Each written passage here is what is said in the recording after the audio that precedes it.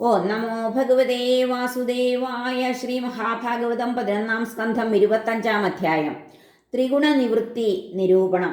ശ്രീ ഭഗവാൻ പറഞ്ഞു, കലർപ്പില്ലാതെ ഓരോരോ ഗുണമേകനിലേതിനാൽ പ്രകാശിക്കുവതെന്നോതാം.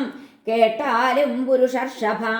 ശമം ദമം സത്യമീക്ഷാ സഹനം തുഷ്ടി ദക്ഷിണ തപസ്സനീഹ കാരുണ്യം ത്യാഗം ഹ്രീ ശ്രദ്ധ നിർവൃതി കാമമീഹ മദം തൃഷ്ണ സുഖം പ്രാർത്ഥന ഭേദധീ ഗർവം യുദ്ധം പ്രീതി കീർത്തി ഹാസ്യം വീര്യം ബലോദ്യമം ക്രോധം വ്യാജം ഹിംസ ലോഭം യാജ്ഞദംഭം ക്ലമം കലി ശോകം മോഹം ദൈന്യമാർത്തി മടി ആശ ഭയാദിയും സത്വത്തിനും രജസ്സിനും തമസ്സിനും അനുക്രമമുണ്ടാം വൃത്തികൾ ചൊന്നേൻ ഞാൻ മിശ്രവൃത്തികളോതുവൻ. മമാഹം ബുദ്ധിയും ചിത്തം ശബ്ദാദി വിഷയങ്ങളിൽ ഭ്രമിക്കുവതും ആ മിശ്രഗുണവൃത്തികൾ മൂലമാം ധർമാർത്ഥകാമസ്ഥിരമാം ശ്രദ്ധയും രതിയും തഥാധനപ്രാപ്തിയുമുണ്ടെങ്കിൽ നിശ്ചയം ഗുണമേളനം. കാമ്യകർമാവലിയിലും സ്വധർമാചരണത്തിലും നിഷ്ഠയാളും ഗൃഹസ്ഥന് ഗുണയോഗം കഥിച്ചിടാം. ഊഹ്യം ശമാദിയാൽ സത്വോത്കർഷം കാമാദിയാൽ തഥാരജോ വൃദ്ധി തമോവൃദ്ധി ഊഹ്യം ക്രോധാദിയാലുമേ. ഫലാനപേക്ഷം കർമ്മം ചെയ്തെന്നെ ഭക്തിയാ ഭജിക്കുകിൽ ആൺ പെണ്ണാരാകിലും സത്വോത്കർഷം തത്ര സുനിശ്ചിതം. വിഷയേച്ഛകളൊത്തെന്നെ സേവിക്കുന്നോന്റെ ജോയുധൻ പരദ്രോഹേച്ഛയൊത്തായാൽ അവൻ നൂനം തമോയുധൻ. ഈ മുഗുണത്തിനും ഹേതു ജീവൻ തൻ ചിത്തമാണ്. അവ ബാധിക്കില്ലെന്നെ ഇവയാൽ ജീവൻ സമ്പദ്ധനാകയാം. രജസ്തമസ്സുകളെ അശുദ്ധ സത്വപ്രദീപ്തിയാൽ കീഴടക്കമ്പുമാൻ ധർമ്മജ്ഞാനാനന്ദങ്ങളാർന്നിടും.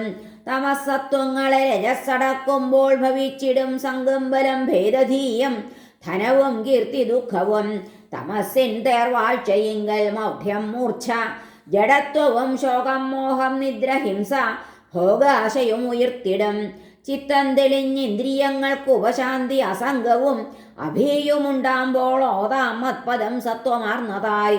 കർമ്മങ്ങളാൽ ചഞ്ചലധീയാർന്നു ദേഹേന്ദ്രിയാദികൾ ഭ്രമിച്ച അസ്വസ്ഥങ്ങളെങ്കിൽ രജോ വൃദ്ധി ഉരച്ചിടാം.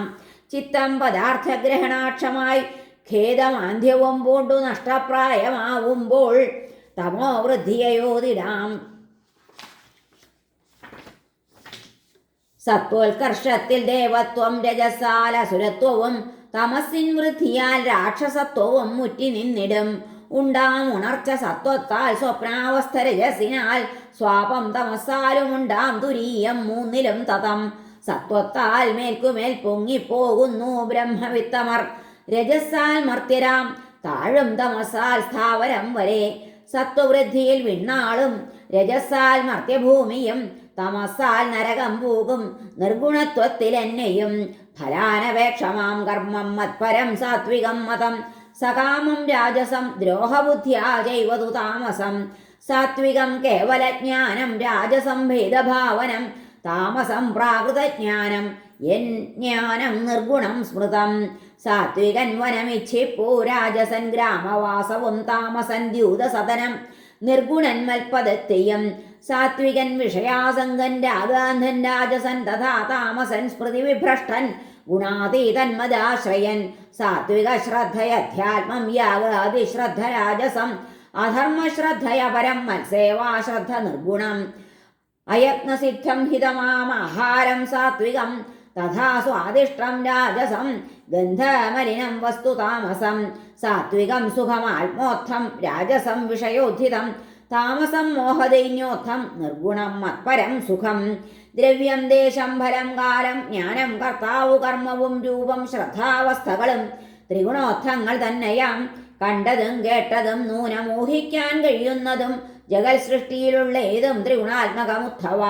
ഗുണകർമ്മ നിബദ്ധം താൻ പുരുഷൻ തന്റെ സംസ്കൃതി മനോജാതങ്ങളാമേതദ്ഗുണാദിയെ ജയിക്കുവോൻ മന്നിഷ്ടം ഭക്തിയോഗത്താൽ മദ്ഭാവം താനണഞ്ഞിടും. അതിനാൽ ജ്ഞാനവിജ്ഞാന സാധനം ദേഹം ഈ വിധം സാധിച്ചൊരസമർത്ഥന്മാർ പതറാതിന്ദ്രിയങ്ങളെ കീഴടക്കി ഭജിക്കേണം എന്നെ നിസ്സംഗരായി സദാ. രജസ്തമസ്സുകളെ വെന്നീടണം സത്വസേവയാൽ ഭക്തിയാൽ ശാന്തനായി പിന്നെ സത്വത്തെയും ജയിക്കവേ നൈർഗുണ്യമാർന്നൊരജീവൻ എന്നെ പ്രാപിച്ചിടും ധ്രുവം. ഏവം നിർഗുണനാം ജീവൻ മുക്തൻ മൽഭാവപൂർണനിൽ ഉദിക്കാ വിഷയാസക്തി ഭുജിക്കാ ഭോഗം അപ്പുമാൻ. ഹരേ നമ. ശ്രീകൃഷ്ണാർപ്പണമസ്തു. 25-ാം അധ്യായം കഴിഞ്ഞു. സർവത്ര ഗോവിന്ദ നാമ സങ്കീർത്തനം. ഗോവിന്ദ ഗോവിന്ദ. ഹരേ നാരായണ.